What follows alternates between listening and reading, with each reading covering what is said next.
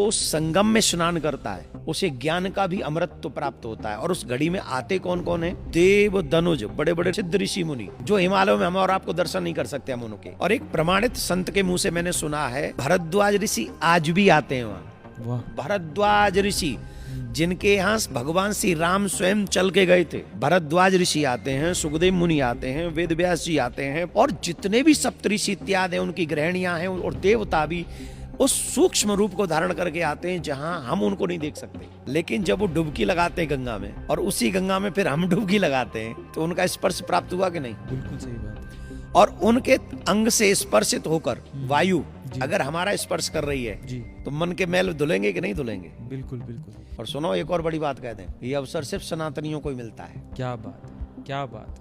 अगर भगवान कुछ और बना के भेज देता ना, कहीं से कटे हुए होते, कहीं से पिटे हुए होते, तो आप सच मानिए ये अवसर हमें मिल भी जाता तो श्रद्धा नहीं होती, श्रद्धा होती तो निष्ठा नहीं होती, निष्ठा नहीं होती तो फिर कुछ काम बनता ही नहीं। ये हम सनातनियों का ही सौभाग्य है कि हम उस बड़े महा उत्सव के हिस्सेदार बन सकते हैं।